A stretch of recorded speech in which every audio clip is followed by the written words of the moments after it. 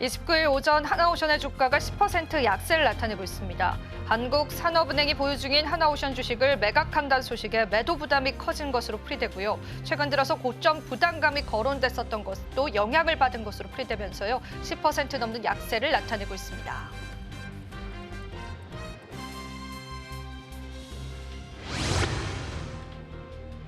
HK-이노엔이 올해 1분기 역대급 실적을 냈습니다. 수액과 순환기 등 전문의약품 분야를 비롯해서 헬스앤뷰티 부분에서 고르게 성장한 것이 기반이 됐습니다. 이번 실적은 의미가 크다라는 분석이 나오면서요. 연매출 1조 원을 재도전한다는 분석 시장에 나오고 있습니다.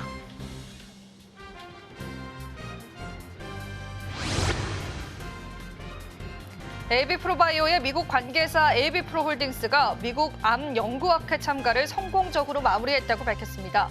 AB프로홀딩스는 셀트리온과 함께 공동 개발 중인 신약의 전 임상 결과를 발표했으며 글로벌 제약사와 바이오텍들로부터 높은 관심을 받았다는 분석입니다.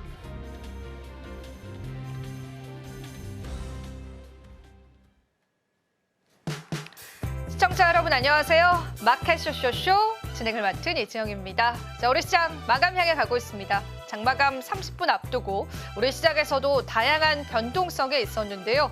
오늘은 오전장보다는 오후장 쪽에 많은 이슈들이 부각받고 있는 게 확인되고 있습니다.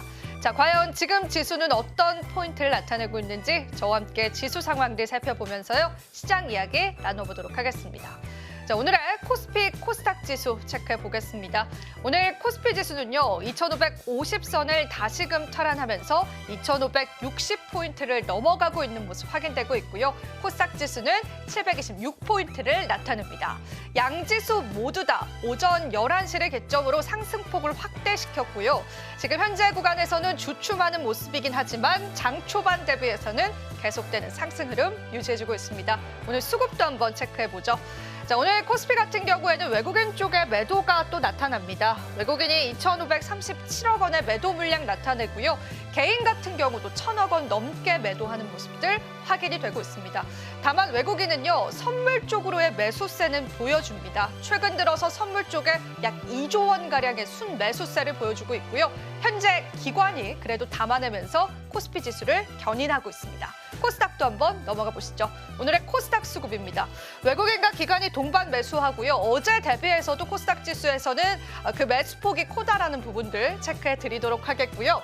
코스닥 쪽에서는 외국인 제약바이오 쪽을 많이 담아냅니다. 그만큼 시장 모멘텀 있는 섹터이기 때문에 긍정적으로 해석해 볼 수 있겠습니다. 반면에 개인은 1,400억 원 넘게 덜어내는 모습 확인되고 있습니다. 자, 오늘 시가총액 상위 종목군들 흐름도 저와 함께 살펴보시죠.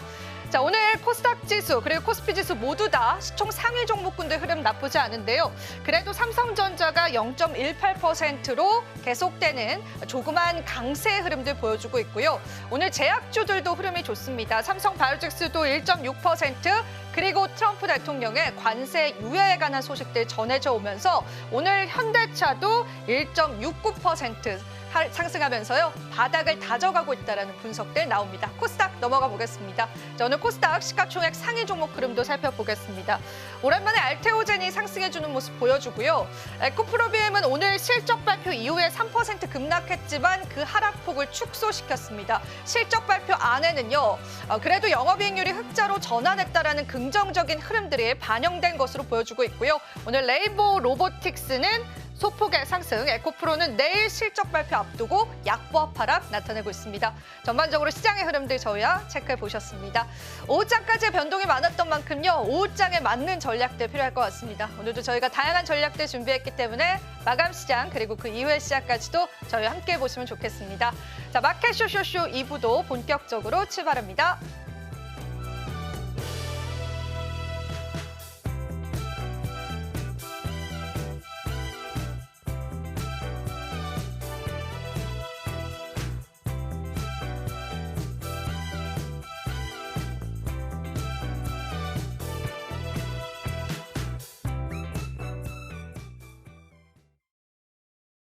오늘의 마켓 쇼쇼쇼는 SCTV의 황민혁 전문가님 모셨습니다. 전문가님 어서 오세요. 네, 안녕하십니까. 네, 오늘도 저희 마감 시장 함께하고 있는데요. 시장 어떻게 보시는지 이야기 나눠보겠습니다. 네, 오늘 시장이요. 사실은 미국 증시가 약간 혼조 분위기였거든요. 그래서 나스닥 시장이 떨어졌고요. 그리고 반면에 S&P 지수가 소폭 올랐습니다. 그래서 국내 증시는 아침부터 해서 약간의 이제 하락이 나올지 않을까라는 어떤 우려감이 있었는데 결국은 시장이 강하게 반등이 나왔어요. 그래서 국내 증시가 미국장의 분위기에도 불구하고 이 상승이 나오고 있다라는 점이 사실은 좀 의심스럽긴 합니다. 왜냐하면 그동안 좀 많이 올라갔잖아요. 그래서 국내 증시가 이렇게 올라갈 만한 추가적인 어떤 재료들이 있어야 되는데 상대적으로 봤을 때 국내 증시가 여전히 이 관세 전쟁에 있어서는 좀 피해 업종, 피해 나라국이기 때문에 그래서 이제 국내 증시의 반등 자체를 어쩌면은 약간 좀 걱정스럽게 보고 계신 분들도 있을 거예요. 그런데 오늘의 이 반등을 이끌어간 데는 미국 증시의 뭐 장중에 선물 지수도 소폭 올라왔기 때문에 그 부분도 있긴 하겠지만요. 오늘은 시총 상위주들의 역할이 좀 컸다라고 생각을 해요. 삼성전자 아침에 좀 빠졌다가 결국은 또 반등을 해주고 있는 모습이고요. 그리고 미국장 끝나고 나서 이후에 그 자동차 쪽에 호재 뉴스가 좀 있었습니다. 트럼프 대통령이 자동차하고 부품에 있어서 이 관세를 완화시켜 줄 수 있다라는 뉴스가 월스트리트 저널을 통해서 보도가 나왔었죠. 그래서 이 내용을 보시면 기존에 철강하고 알루미늄 쪽에 관세를 부과를 시켰고 거기다 자동차까지 관세를 부과시켰기 때문에 이중 관세가 적용이 된다는 거죠. 그래서 이 부분에 있어서 이중 관세를 좀 피할 수 있도록 그렇게 조치를 취해주겠다. 뭐 이런 것들 때문에 오늘 현대차하고 기아의 주가도 올랐고요. 그래서 시총 상위주가 이 하락이 나올 수 있었던 부분을 좀 막아주었다. 이렇게 생각을 합니다. 국내 증시는 현재 0.5% 코스피 기준으로 올라오고 있는 모습인데요. 이 상승은 유지가 좀 되긴 하겠지만 그렇다고 해서 이 종목들이 굉장히 좋은 모습을 보여주거나 큰 상승이 나오는 그런 정도의 흐름은 아닙니다. 다만 오늘도 역시 수급을 보시게 되면은 외국인들이 전체 시장에서 봤을 때 지금 KLX 거래소하고 넥스트레이드까지 본다면 이 매도 금액이 2,400억이에요. 그래서 매도 금액으로 봤을 때는 아직까지 매도를 하고 있죠. 하지만 이 안에서 우리가 또 봐야 되는 것들이 있습니다. 뭐냐면 이 매도가 집중되고 있는 업종이 바로 운송장비 업종이에요. 운송장비 업종에서만 무려 3,700억 원을 매도를 하고 있다라는 거고요. 이 운송장비 업종에 포함되어 있는 게 바로 조선입니다. 바로 하나오션에 대한 이 매도가 집중되고 있기 때문에 전체적으로 코스피 시장에서 외국인들은 2,400원을 팔고 있다. 그리고 운송장비에서 3,700원을 팔고 있다는 건 결국은 1,000억 원 이상을 다른 종목들이 매수하고 있다는 의미거든요. 그래서 수급을 볼 때 전체 수급은 빠져 있지만 특정 섹터에서 종목이 이제 매도가 크게 나오고 있다면 다른 업종은 어떤 업종을 사고 있는가 이것 또한 중요합니다. 오늘 매수를 하고 있는 업종은 화학업종 그리고 제약업종에 매수가 들어왔고요. 그리고 금융업종 역시 매수가 들어왔습니다. 그리고 전기가스 업종도 역시 매수가 들어왔죠. 물론 이게 시장을 주도할 수 있는 그 정도의 섹터는 아니에요. 하지만 이 안에서 오늘 보시면 전기전자 업종에서 매도가 있다가 매수 쪽으로 바뀌었거든요. 그러니까 여전히 시장을 잡아주고 있는 그 매수 물량들은 있다라는 겁니다. 그래서 지금 이 시장을 대응하실 때는 개별적인 종목들은 수급이 되게 빨라요. 그래서 하루 올라갔다가 또 하루 빠지거든요. 어제 급등했던 종목들은 오늘 또 급락을 합니다. 그러니까 수급이 빨리 이동하고 있고 오늘 올라오고 있기 때문에 이 종목을 산다라는 개념이 아니라 지금은 시장과 연동되어 있는 종목들 위주로 지금은 공략을 하셔야 돼요. 그래야 시장이 올라갈 때 같이 움직임을 또 받을 수가 있다는 거고요. 외국인들 수급이 원활하게 들어와 줘야 종목들의 시세도 강해집니다. 그래서 여러분들이 개별 종목들을 사실 때는 그리고 거기에 대해서 비중을 좀 늘리실 때는 외국인들 수급이 지금 매도가 잡혀 있잖아요. 이 매수 쪽으로 좀 전환되는 그걸 확인하고 나서 들어가시는 게 좋겠다. 이렇게 말씀드립니다. 네, 우리가 외국인 수급에서 바라봐야 될 섹터들 또 좀 피해야 할 섹터군들 짚어주셔서요. 우리 시장 잘 점검해 주신 것 같습니다. 자, 잠시 뒤에 오후장 주도 섹터를 통해서 구체적인 투자 전략 함께 할 거고요. 일단은 저희 시장 한번 다시 살펴보고 오겠습니다. 저희는 잠시 후에 다시 찾아뵐게요.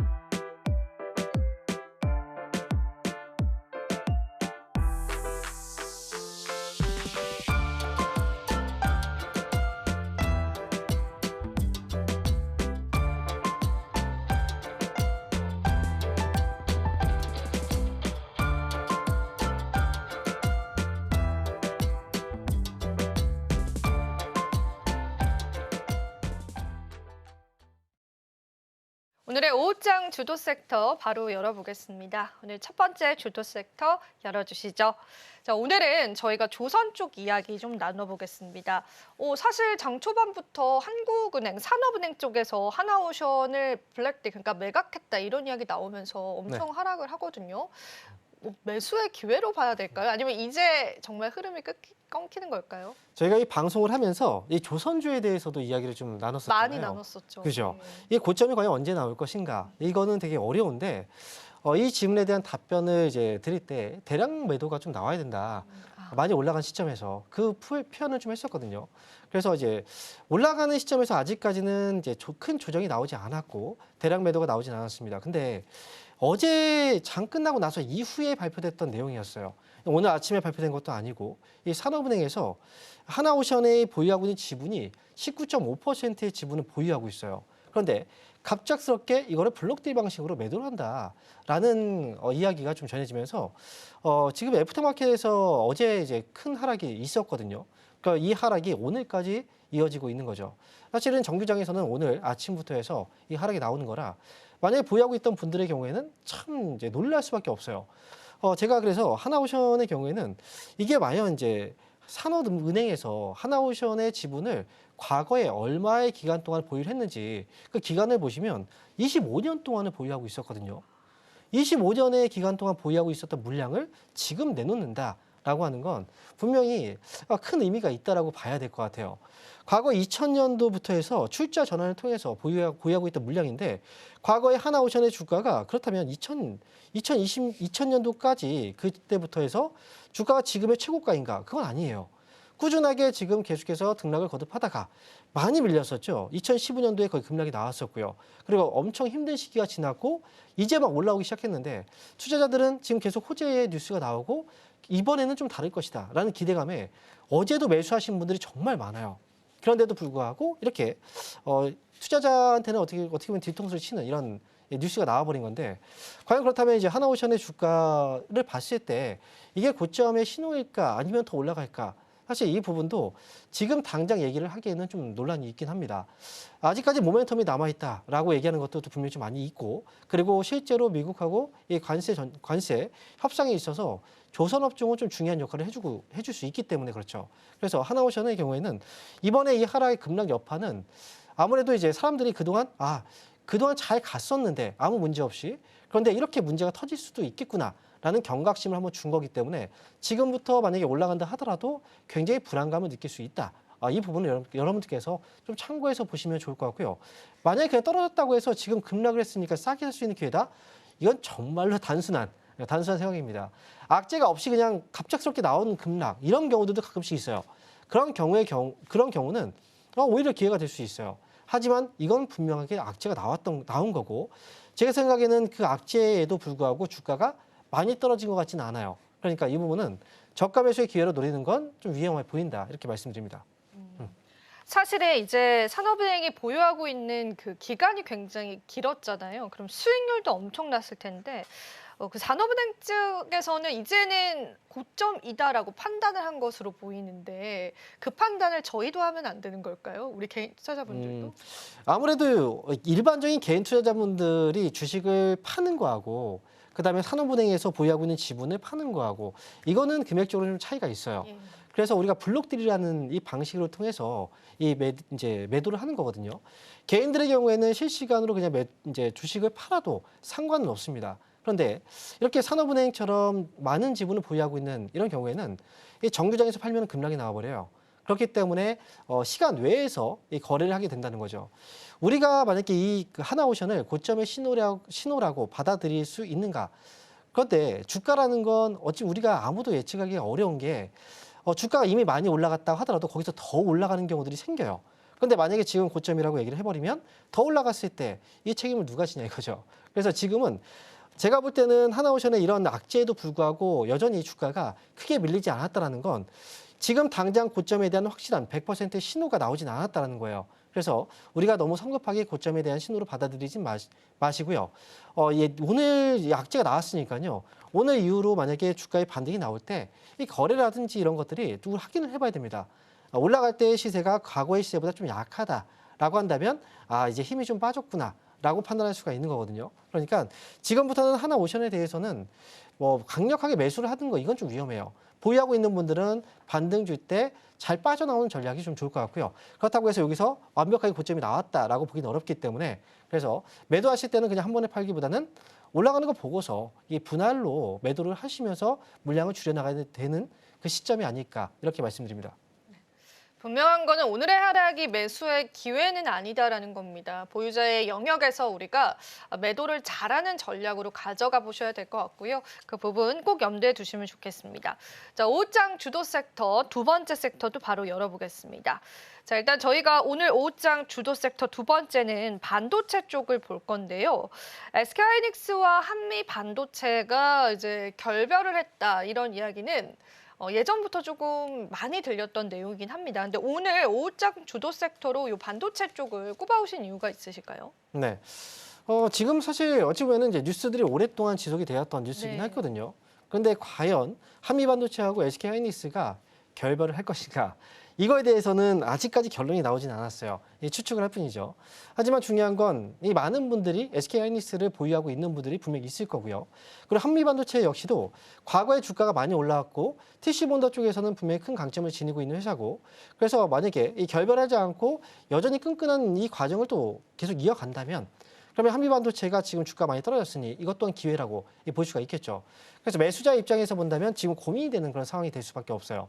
그래서 한미 반도체하고 이번에 지금 SK 하이닉스와의 관계 그리고 과연 TC본더 쪽에서의 시장이 어떤 구도로 바뀌게 될 것인가 이거에 따라서 투자의 목적과 그다음에 종목의 선택 과정이 달라지거든요. 그래서 이 부분을 제가 한번 좀 이야기를 해볼 생각으로 가져나왔습니다. 네, 좋습니다. 사실 지금 SK하이닉스 같은 경우가 한미반도체 장비 전체를 다변화를 하는 건 이번이 또 처음이다라고 알려져 있기도 하고 그다음에 우리가 경쟁사가 또 생겨난 부분들이 한미반도체에게는 악재이지 않을까 뭐 생태계적인 변화가 있을 수 있을 것이다. 이렇게 또 이야기가 나오는데요. 일단은 어느 정도의 그 잡음이 있다라는 거 정도는 알고 있는데 확실히 결별을 했다? 라고 보기에는 아직은 저는 팩트 체크가 안 된 것 같은데 전문가님 어떻게 보실까요? 제가 볼 때 이번에 SK 하이닉스가 원래는 한미 반도체 쪽에서의 TC본들을 다 이제 그쵸. 받았단 말이죠. 왜냐하면 TC본들을 만들 수 있는 회사가 한미 반도체 쪽이었어요. HBM 반도체 쪽에서 수율에 있어서 가장 중요한 핵심적인 부분을 담당하고 있기 때문에 이거는 이제 쉽게 그 거래처를 바꾸기가 어렵거든요. 그럼에도 불구하고 한미 반도체가 아닌 하나세미텍의 TC본들을 수주를 받았단 말이죠. 한미 반도체 입장에서 본다면 굉장히 화가 나는 일이에요. 왜냐하면 한미 반도체는 다른 업체들한테 납품하고 있는 TC본더보다 이 SK 하이닉스는 TC본더를 납품할 때 금액을 많이 깎아줬습니다. 그만큼 싸게 납품을 받았거든요. 그런데 더군다나 하나세미텍의 경우에는 이제 한미 반도체 쪽하고 이 TC본더와 관련된 기술을 가지고 소송을 벌이고 있는 상황이거든요. 그런 이제 상대 경쟁 업체한테 이렇게 물량을 받았다는 건 굉장히 이게 어찌 보면은 지금 배신감을 느낄 수밖에 없는 그런 상황이라고 볼 수 있는데 하지만 이 선택이 어쩔 수가 없다라고 볼 수도 있어요. 지금 한미 반도체 쪽에서 공급 중인 이 TC 본드 같은 경우에는 12단용이거든요. 그런데 우리가 앞으로는 조금 더 고차원의 그 HBM 반도체를 만들기 위해서는 16단을 써야 되는데 여기에 있어서는 아무래도 한미 반도체 쪽보다는 조금 더 퀄리티가 높은 쪽을 선택할 수밖에 없는데 사실 이게 하나세미텍이냐 그건 아니거든요. 그래서 선택한 게 바로 이 네덜란드 장비 회사 쪽에서 최근에 이 납품을 한번 받은 적이 있어요. 그래서 선택지의 폭은 좀 넓어졌고 그리고 이 현재 SK 하이닉스 같은 경우에는 결국은 HBM 반도체가 지금 현재 사활을 걸고 있는 그런 이 하나의 업종군이거든요. 산업이고. 그런데 한쪽에서만 계속 물량을 받게 된다면 만약에 한미 반도체 쪽에서 어떤 문제가 생겼을 때 물량을 공급받는 데 있어서 문제가 생길 수가 있어요. 원래는 TC본더 쪽을 한미 반도체가 주력을 해왔다면 다른 업체들도 이제 생겨났으니까 당연히 지금은 좀 매출 다변화를 통해서 또 공급 물량들을 좀 유연성 있게 나중에 문제가 터지게 된다면 그 직격탄을 받지 않기 위해서 지금부터 좀 다변화를 하고 있는 게 아닌가라고 생각이 들거든요. 단순하게 그냥 한미 반도체 쪽하고 가면 좋겠죠. 하지만 이거는 사활이 걸린 문제이기 때문에 거기에 있어서는 매출 다변화는 대기업의 입장에서는 꼭 필요한 게 아닌가 이렇게 생각을 해볼 수가 있겠습니다. 네. 한미 세미텍과의 어떤 협업을 통해서 한미 반도체 쪽과의 균열들이 좀 일어났었고 이게 시장에서 굉장히 뜨거운 또 화두가 되기도 했습니다. 그럼 주가적인 측면에서 좀 지켜보겠습니다. 이렇게 반도체주들에 관한 불확실성에 관한 잡음들이 계속 끼고 있죠. 어제 또 뭐 모건스탠 쪽에 그런 보고서 이야기들도 좀 나오기도 했는데요. 자, 그러면은 이 소부장주들은 그러면은 이 모멘텀을 어떻게 받아가야 될까요? 지금 뭐 장비주들도 그렇게 좀 좋진 않은 것 같고 소부장주들도 큰 탄력이 나왔다라고 보기도 어려운데 그래서 이렇게 좀 대형주 말고 중소형주 쪽으로 집중을 해보자면 저희가 어떤 전략들 세워보면 좋을까요? 제가 볼 때는 이제 중소형주를 접근하는 방식은 되게 하나의 어떤 수익률 측면에서 좋을 수 있어요. 그런데 항상 뭐든지 그러니까 기준을 먼저 봐야 되거든요. 시장을 볼 때 우리가 막 종목들을 매수할 때도 수익률을 높이기 위해서는 시장이 올라가는 장에서 종목을 사는 게 좋듯이 만약에 반도체 쪽에 투자를 하게 된다면 아무래도 삼성전자라든지 하이닉스의 주가가 올라가줘야 다음 반도체 소부장주 이 관련 종목들도 움직임이 커질 수가 있거든요. 근데 만약에 이 대장주가 빠진 상태에서 개별적으로 종목들이 움직인다 하더라도 어느 순간 잠깐의 반등 뒤에 또 꺾일 수가 있어요. 그 타이밍을 잡기가 어렵다는 거죠. 반도체 같은 경우에는 이 사이클이라는 게 존재하거든요. 이 업황의 사이클이라고 해서 상승 시기에는 굉장히 오랜 기간 동안에 상승이 이어지고요. 하락 시즌에는 하락 기간이 굉장히 오랫동안 이어져요. 그래서 이 상승과 하락을 주도하는 건 결국 먼저 대장주가 움직이고 나서 그 다음부터 종목들, 소부장주들이 움직이거든요. 그래서 아직까지 소부장주들은 대부분 주가가 많이 빠져 있고요. 잠깐 올라갔다가 다시 또 밀리는 경우들이 많이 있거든요. 차라리 그래서 만약에 여러분들이 소부장주에 대해서 관심을 갖고 싶으시다면 삼성전자를 먼저 기준으로 보시고 삼성전자의 주가가 좀 올라가는 걸 확인하고 나서 그 다음에 관련 종목들을 접근하시는 방법이 훨씬 더 안전하고 훨씬 더 수익을 내기 유리하다 이렇게 말씀을 드릴 수가 있겠습니다. 예, 좋습니다. 그러면은 이제 저희가 반도체 쪽에 관해서 쭉 전망치를 들어봤다면 전문가님 보실 때 최선호주가 있다면 이미 그게 삼성전자로 말씀해 주신 걸까요? 네, 삼성전자 쪽은 아니고요. 이번엔 좀 다릅니다. 왜냐하면 이 관련주를 우리가 좀 봐야 될 것 같아요. 네. 이번에 TC본드 이제 쪽에 뉴스가 있었기 때문에 이 TC본드 관련된 종목들 그리고 매출 다변화를 통해서 SK하이닉스가 선택한 기업이 바로 하나세미텍이라는 회사예요. 하나세미텍의 경우에는 지금 현재 상장이 되어 있지 않거든요. 이 회사 같은 경우에는 이 전신 자체가 과거에 삼성테크인이라는 회사예요. 삼성그룹주였고 삼성에서 분사된 회사고 이거 지금 하나 쪽에서 인수했던 회사거든요. 그 회사가 지금 이름이 바뀐 거죠. 지금은 상장되어 있지 않기 때문에 그럼 관련주를 어떻게 봐야 되느냐. 그래서 이 지분 구조상으로 우리가 이 하나세미텍의 지분을 가지고 있는 회사를 우리는 보시는 게 좋겠다라는 거죠. 그래서 하나세미텍의 100% 지분을 보유하고 있는 회사는 바로 하나비전이라는 회사입니다. 그래서 이번에 이 매출 다변화를 통해서 SK하이닉스 쪽에서의 이렇게 납품을 하게 됐고 그렇다면 하이닉스가 HBM 시장에서는 굉장히 큰 역할을 해주고 있는 회사거든요. 그리고 되게 중요한 회사죠. 이 회사한테 인정을 받았다는 건 다른 매출처도 충분히 확보할 수 있다라는 어떤 경쟁력을 의미하는 거기 때문에 지금부터는 아무래도 하나비전 쪽을 조금 관심 있게 보시는 게 어떨까라는 생각입니다. 네, 좋습니다. 최선호주 쪽을 체크를 해주셨습니다. 오늘 또 반도체 5장 주도 섹터로 저희가 투자 전략 세워봤습니다. 자, 저희가 또 이렇게 다양한 이야기들 좀 나눠봤는데요. 전문가님 여기서 보내드리고 또 장마감 특징주 함께하겠습니다. 오늘도 다양한 도움 말씀 고맙습니다. 네, 감사합니다.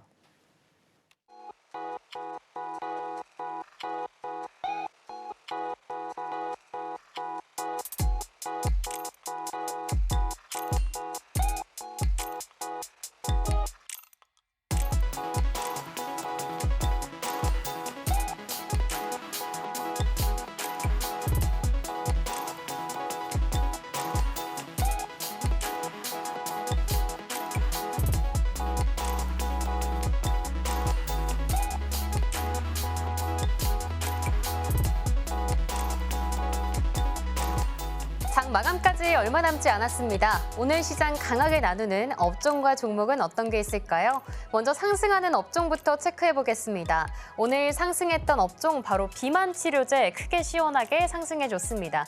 지난주에도 이 경구용 비만 치료제로 상승해주는 업종으로 골라왔는데요. 오늘도 다시 한번 날아줬습니다. 이 때문에 오늘 큐라티스, 인벤티질의 블루엠텍, 마지막으로 라파스까지 좋은 흐름 보였습니다.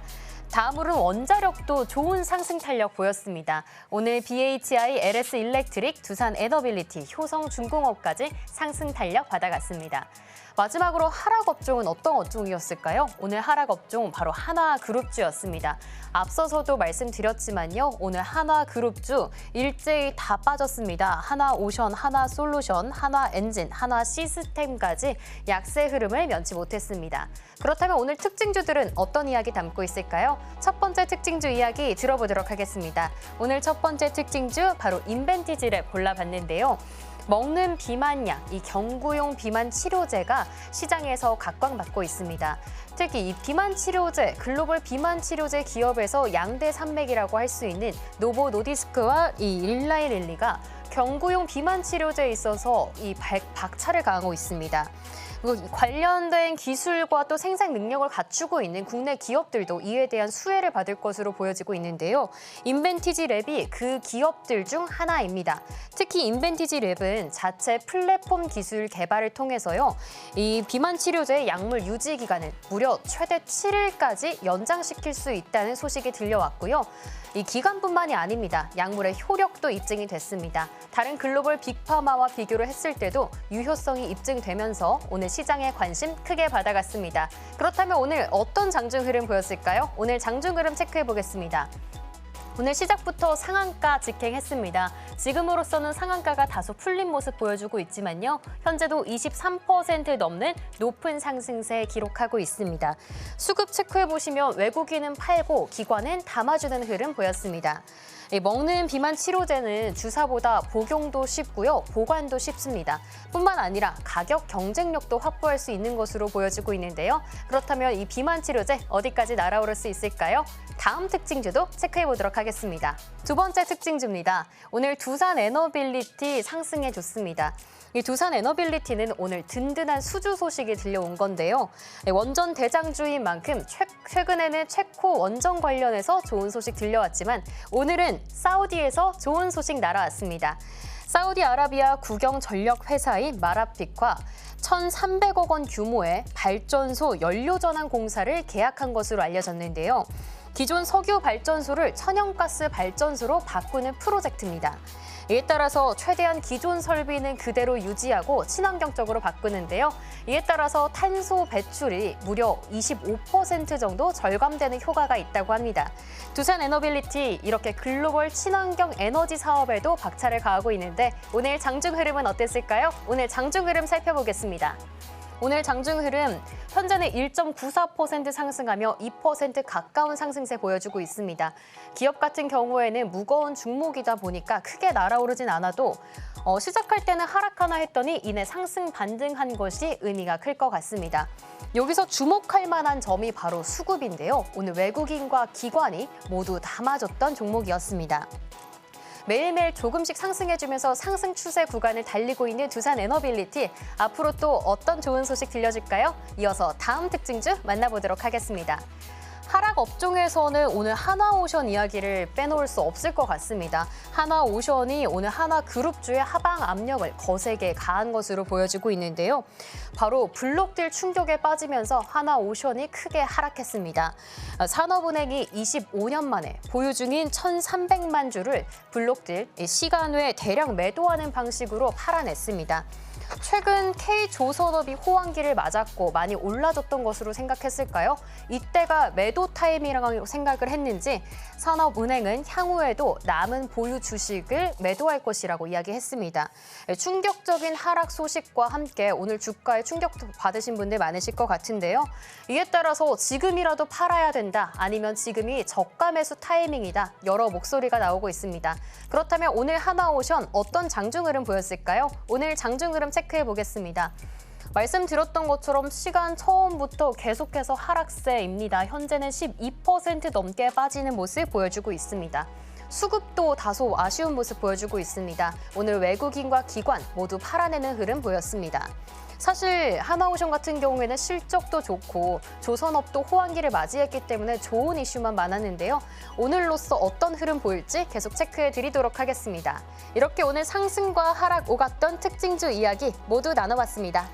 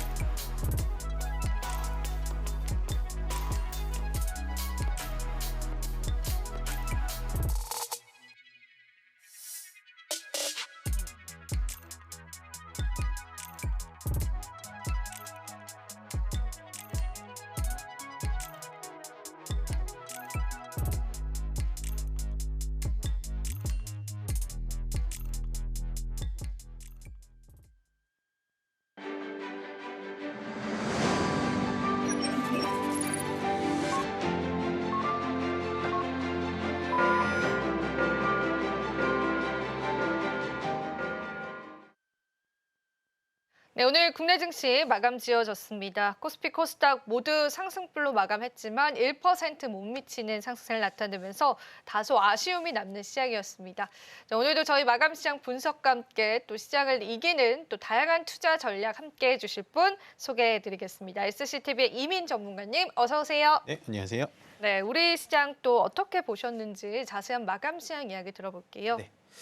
일단은 코스피는 우리가 생각했었던 2,550포인트로 오늘 넘어가는 좀 기염을 토하고 있고요. 코스닥은 코스피보다 조금 더 탄력성이 좋게 시장이 끝났다라고 설명을 좀 드릴 수 있겠고, 일단은 분봉을 보더라도 장 초반에 급격하게 좀 올라왔다가 후반에는 살짝 눌러주는 그런 흐름을 보여줬는데 뭐 크게 나쁘게 보이지는 않습니다. 다만 오늘 양시장 상승했는데 과연 주인공이 누구일까라고 생각을 좀 해본다면 코스피에서도 딱히 뭐 삼성전자와 하이닉스는 오히려 지수보다도 움직임이 좀 둔화가 됐고요. 다만 오랜만에 이제 자동차 쪽에 관세 완화 소식이 들려주면서 현대차, 기아차가 2% 넘는 상승, 그리고 셀트리온이 자사주 매입 소식에 힘입어서 4% 상승해주면서 전체적인 시장을 좀 끌어당겼다. 다만 시장은 올라갔지만 아마도 현재 이 TV를 시청하시는 시청자님들의 계좌, 특히나 보유 종목에 대해서는 오늘 시장이 올랐는데 내 종목만 조금 반응이 없네라고 약간은 좀 동조화가 되지 않았을까라는 생각이 좀 들고요. 그에 반면에 오늘 조선 섹터를 얘기를 안 할 수가 없겠죠. 하나오션의 대규모 블록딜 얘기가 나오면서 하나오션만 떨어진 게 아니라 전체적인 조선주의 투심이 좀 얼어붙다 보니까 전체적으로 탄력성이 조금은 좀 줄어드는 듯한 흐름이 나왔다. 특히나 좀 아이러니한 부분은 뭐냐면 하나오션에 대해서만 블록딜을 진행을 했는데 하나그룹주들이 다 같이 좀 떨어졌다라는 게 상당히 좀 아이러니하고요. 늘 말씀드렸지만 주가가 고점일 때는 항상 어떠한 이유로 봐서 계속해서 주가는 밑으로 좀 떨어질 수 있다는 점은 충분히 여러분들 느끼셨을 거라고 보여집니다. 테마 쪽으로 본다면요. 오늘 올라간 테마는 전선 쪽을 좀 많이 보고 싶습니다. 오랜만에 전선과 전압기, 변압기 쪽의 시장 대비해서 상당히 강했던 흐름이 나왔는데요. 어제 새벽에 스페인 쪽에서 뭐 케이블 절단 사고인가요? 뭐 그렇게 돼서 전체적으로 정전이 나면서 전선과 전압 쪽 계속해서 필요한 거 아닐까? 이런 얘기가 나와주면서 좀 시장 대비 좀 강한 흐름을 보여줬고 시장 대비 약한 테마는 역시 말씀드렸다시피 조선 테마, 그다음에 조선에 가까운 뭐 밸브, 피팅, 그다음에 조선 기재자 쪽이 시장보다는 좀 약했다라고 정리해드리면 될 것 같고요. 오늘 시장 올라간 데 대비해서 수급은 썩 좋지는 않습니다. 때문에 오늘 올라간 거는 약간은 좀 껍데기성으로 올라간 거 아닐까라는 생각이 들 정도로 코스피에서는 외국인이 2천억 정도 매도를 진행했고요. 개인들은 시장이 올라오다 보니까 아마도 수익 실현을 진행을 한 것 같고 기관 쪽에서 3,500억 정도 매수가 들어오긴 했습니다만 조금은 자세히 보시면 연기금 쪽에서 3,900억 정도 매수세가 들어왔기 때문에 기관 쪽의 매수세는 장기적인 관점보다는 단기적인 관점에서 시장을 약간은 좀 혼탁하게 만드는 그런 수급이지 않을까라는 생각이 들고요. 다행인 건 코스닥 쪽에서 외국인의 매수가 1,300억 정도 들어왔다라는 점만 약간은 호재로 반영될 수 있겠다라고 정리해드리고 싶습니다. 네, 우리 시장 또 잘 정리를 해주셨고요. 그럼 이제 마감을 보고 나서 우리가 어떻게 시장에서 전략을 세워보면 좋을지 시장을 이기는 뉴스 함께 할 텐데요. 오늘도 뉴스 미리 보기 시간 준비되어 있습니다. 뉴스 미리 한번 살펴볼 텐데요. 오늘은 어떤 뉴스 준비되어 있을까요? 네, 시장을 이기는 뉴스 미리 만나보는 코너입니다. 오늘의 뉴스 바로 이커머스인데요. 알퇴시, 알리, 테무, 쉬인 많이들 사용하고 계실 것 같습니다. 이번에는 중국 최대 이커머스 기업인 징동닷컴도 한국 진출을 선언했습니다. 징동닷컴은 정품 보장 판매로 중국 시장에서 자리 잡은 만큼 이 전략을 한국 시장으로 옮겨오게 된다면요. 국내 이커머스 업계가 타격을 입을 것이라는 우려도 되고 있습니다. 현재 징동닷컴 산하 물류기업 징동 로지스틱스는 인천과 경기 이천에 자체 운영 물류센터를 개설하고 정식 배송 서비스를 시작했습니다. 해당 물류센터에서는 기업을 위한 3자 물류와 통합 공급망 솔루션을 제공 중이고요. 서울과 수도권 일부 지역에 대해서는 최대 12시간 내 제품을 받아볼 수 있는 서비스도 진행 중입니다. 삼자 물류, 3PL은 생산자나 판매자에게 물건을 위탁받아 보관하고 발주, 발송, 배송, 전반의 업무를 대신해주는 서비스입니다. 다만 국내 시장에서 C커머스의 판매량은 매년 늘어나며 걱정이 커지고 있습니다. 알리와 테무의 결제 추정 금액 총액은 2021년 약 1조 원에서 2024년 약 4조 원으로 4배나 급증했습니다. 특히 징동닷컴은 자사 주문의 90% 이상을 24시간 내 배송하며 중국판 쿠팡으로 불리고 있습니다. 게다가 가품이나 안정성 문제가 있는 알리와 테무와는 달리 정품 판매 보장으로 중국 시장에서 자리 잡았다는 평가입니다. 업계에서는 상황을 예의주시하고 있습니다. 이미 국내 이커머스 시장 경쟁이 치열한 상황에서 징동닷컴의 참전으로 레드오션이 심화되고 있다는 이유 때문입니다.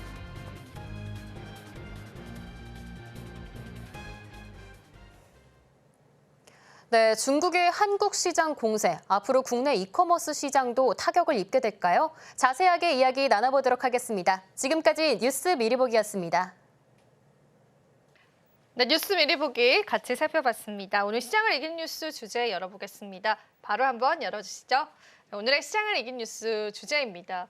징동닷컴이 한국에 상륙한다고 하죠. C커머스의 공습이 확대되고 있습니다. 여기서 말하는 C커머스는 차이나 커머스인가요? 그렇죠. 네, 네. 한번 여쭤봤습니다. 어떻게 보실까요? 일단은 좀 많이 위협적이라고 보여져요. 우리나라의 전기차의 대표 주자인 비아디가 들어왔듯이 아마도 시장을 좀 뺏기는 영향이 있지 않을까라는 생각이 들고, 징동닷컴이 원래부터 우리나라 국내 진출을 좀 계획을 하고 있었습니다만은 이게 조금 더 빨라지는 이유는 아마도 미국 쪽에 들어가는 물량 자체가 조금은 선적이 늦어지면서 지금 미국 외에 어쨌든 다른 나라에 빠르게 좀 판매를 해야 되거든요. 조금 싼 가격에. 현재 미국의 테무나 알리 뭐 이런 쪽에 대해서는 가격을 뭐 300% 이상 뭐 올려서 지금 받고 있다라고 얘기가 나오다시피 결국에는 징동닷컴이라는 회사가 중국판 아마존이라고 불립니다. 뭐 알리바바랑 뭐 쉬인, 테무 이런 회사들이랑 비교도 안 되고요. 우리가 물론 뭐 알리익스프레스라든지 테무를 경험을 했기 때문에 징동닷컴도 별거 아니겠지라고 생각하실 수 있는데요. 방금 앵커님께서 말씀하신 거랑 똑같이 알리와 테무는 약간 품질의 문제가 있었습니다. 저렴하게 사서 뭐 환경 호르몬이 많이 나온다든지 아니면 어린아이 용품들에 대해서 뭐 암 발생 물질이 나온다든지 그런 문제들이 굉장히 많은 걸 우리나라 사람들은 싫어하거든요. 근데 이 지금 징동닷컴이 중국에서 굉장히 파워가 있고 많이 가격대가 좀 있는 그런 쇼핑몰로 유명한데요. 여기서 밀어붙이는 거는 말 그대로 징동닷컴이 보증하는 정품제입니다. 그렇기 때문에 만약에 좀 저렴한 가격의 정품제로 품질까지 보장이 된다면 우리나라 지금 인터넷 커머스라고 하죠. 이 인터넷 사업장에 대해서도 굉장한 좀 피해가 있지 않을까라고 좀 염려되는 부분이고요.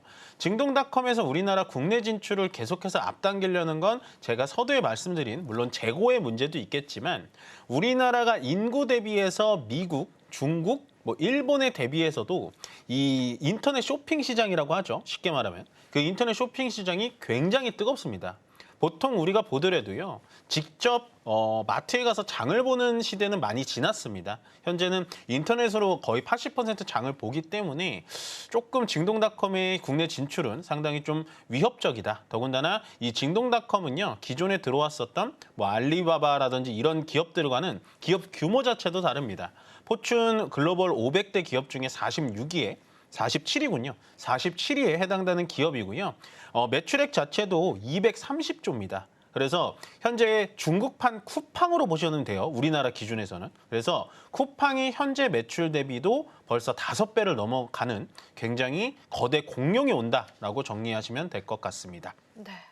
우리 또 시청자분들께서는 알리나 테무 많이 이용해 보셨을 텐데 말씀해 주신 것처럼 품질 문제가 있다 보니까 한두 번 사용하시고 사용 안 하게 되는 경우가 있는데 징동닷컴은 그와는 또 다른 차원에서 좋은 품질을 또 좋은 가격에 소비자에게 제공한다라는 게 약간 우리에게 위압감으로 다가가는 것 같아요. 근데 어쨌든 저희가 이게 투자 전략으로 삼기 위해서 가지고 온 거잖아요. 네네. 만약에 징동닷컴이 상륙을 하게 되면은 국내에 또 반사이익이 기대가 되는 섹터도 있을까요? 일단은 섹터별로 따진다면 제일 먼저 손쉽게 다가갈 쪽은 이제 물류 쪽. 아, 그렇겠네요. 예, 이제 배송 쪽을 좀 보시면 될 것 같고 두 번째는 이제 마케팅 쪽. 이 징둥닷컴이라는 데가 우리나라에 대한 이해도가 떨어지니까 뭐 현재 유튜브에 마케팅을 하고 있는 카페24라든지 아니면 네이버도 물론 쇼핑이 있지만 네이버 이커머스에 광고하는 것도 또 어마무시하니까 아마도 그런 광고 쪽에도 또 어느 정도 영향이 있을 것 같은데요. 우리가 이제 투자 아이디어로 보고 싶은 거는 저는 제일 1번적으로는 CJ 대한통운을 좀 보고 싶습니다. 과거에 우리가 생각을 해보면요. 알리익스프레스라는 그런 시커머스가 우리나라에 들어올 때 CJ 대한통운을 100% 물류를 태워가지고 들어왔습니다. 그 시기가 언제냐면요. 2023년부터 2024년도에 한창 뉴스가 나왔었을 때예요. 그래서 우리가 대한통운의 그 주가의 움직임을 본다면 대한통운의 주가의 움직임을 잠시 보여드리자면요. 2023년 연말부터 원래는 7만 원 갔던 7만 8천 원 갔던 종목이 2024년도 초반까지 쭉 끌어올린 게 14만 원까지 올라갔습니다. 이 큰 종목 그러니까 뭐 시가총액이 작지도 않은 종목이요. 한 4개월 정도 만에 2배가 뛰어 올랐다라는 거죠. 물론 징동닷컴이 들어오고 나서 CJ 대한통운의 모든 물류를 맡기진 않을 거예요. 징동닷컴이라는 회사 자체는 자체 물류를 사용합니다. 쿠팡처럼요. 그래서 12시간 내에 오늘 시키면 오늘 오는 그런 배송 서비스가 특화가 돼 있긴 한데요. 그리고 이것도 이제 뉴스 읽어주기 코너에서 말씀주셨지만 현재 경기도 이천과 인천에 물류센터를 지어놨습니다. 예, 징동 로지스틱스를 이용해서 물류센터를 지어놨는데 그거는 현재 서울 지역하고 경기도 일부 지역만 커버가 가능해요. 그러면 징동닷컴이 만약에 우리나라에 들어오면 전국 단위를 커버하기 위해선 당연히 CJ 대한통운과 협업을 할 수밖에 없고 거기다가 CJ 대한통운이 작년부터 알리익스프레스와 협업을 맺은 경험이 있기 때문에 중국 쪽의 대규모 물량이라든지 중국 쪽의 빠른 배송에 대해서 특화가 돼 있어서 물론 CJ 대한통운의 경쟁사인 한진택배라든지 롯데 글로벌 로지스틱스가 있지만 그래도 글로벌 점유율이라든지 국내에서는 전국 단위를 커버할 수 있는 게 CJ 대한통운이기 때문에요. 저는 이번에 만약에 들어온다면 경쟁사적으로는 상당히 좀 안타까운 부분이긴 합니다만은 수혜주를 꼽자면은 CJ 대한통운이 가장 큰 수혜주가 되지 않을까라고 생각합니다.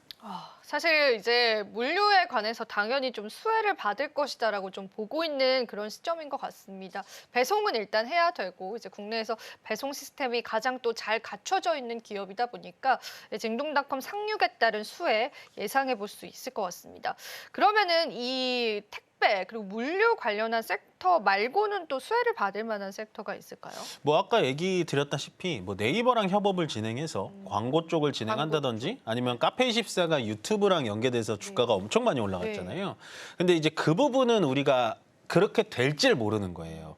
그러니까 확률상 물류는 협업할 확률이 더 높은데 마케팅 쪽은 뭐 꼭 그쪽이 아니더라도 다른 쪽도 연계가 돼 있을 수 있고 징동닷컴이 어떠한 마케팅을 갖고 들어올지는 모르기 때문에 저는 일단은 뭐 징동닷컴에 대해서 만약에 투자 아이디어를 좀 받고 싶으시다면 가장 안정적인 선택권은 역시나 물류 쪽만 좀 보시는 게 나을 것 같고요.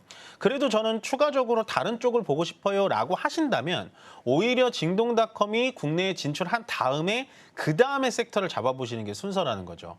투자라는 건요. 그런 식으로 예측을 해가지고 뭐 끼워 맞추기식으로 가는 게 아니라 확률이 높은 쪽에 대해서 미리 가서 자리를 선점해서 기다리는 게 원래 국내 주식 투자의 그 원천이기 때문에요.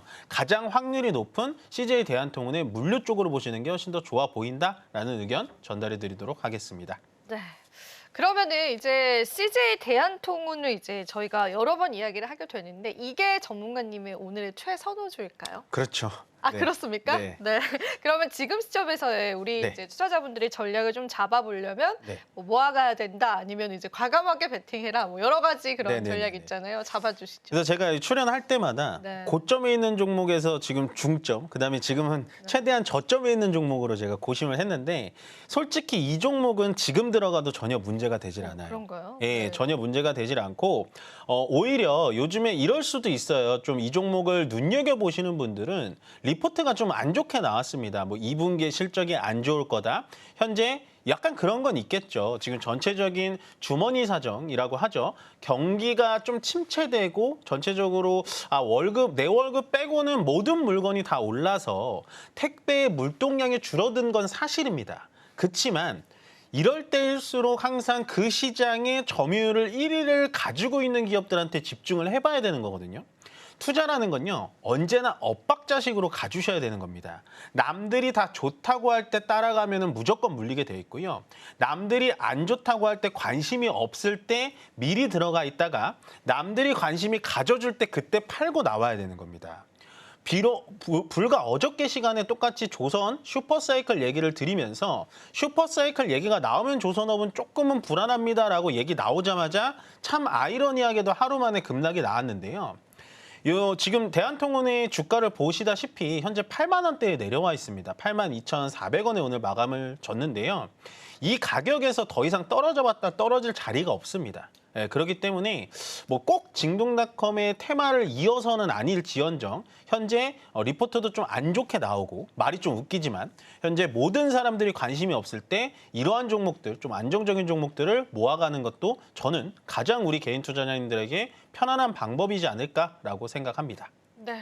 지금 좀 숨죽여 있을 때 우리가 공략하는 그런 전략들이 좋을 것 같고요. 그럼요, 전문가님. 사실 네. 이게 우리가 지금 공략을 했다라고 딱 가정을 해봤을 때는 언제쯤 시장에서 이게 또 인기 종목이 될 수 있을까요? 이렇게 지금 사람들이 싫어하고 관심이 관심 없고 네. 리포트가 안 좋은 게 나오고 하고 나서 거의 제가 봤을 때는 한 분기 내지 2개 분기 정도 지나면 그때부터 관심을 가질 수밖에 없어요. 왜냐하면 이 CJ 대한통운 자체는 물류 쪽에 대해서는 점유율이 굉장히 높은 회사이기 때문에 이대로 꺾일 일은 없다. 왜냐하면 결국에는 내수부양책이 들어오고요. 국민들한테 약간의 그 현금이라고 하죠. 현금적인 부분을 공급을 좀 시작하게 되면 당연히 내수 시장이 좀 살아날 수밖에 없습니다. 그렇기 때문에 뭐 직접적인 수혜주는 아닐 겁니다. 6월 3일 날 새로운 대통령이 정해지고 나서 뭐 예산에 대해서 경기 부양에 대해서 직접적인 수혜주는 아니지만 간접적인 수혜주는 충분히 될 수 있다라고 생각하시면 될 것 같습니다. 예, 좋습니다. 저희가 조금 더 긴 호흡으로 바라보면 좋을 것 같습니다. 자, 오늘도 다양한 내용들 나눠봤습니다. 전문가님, 오늘도 도움 말씀 고맙습니다. 네, 고맙습니다.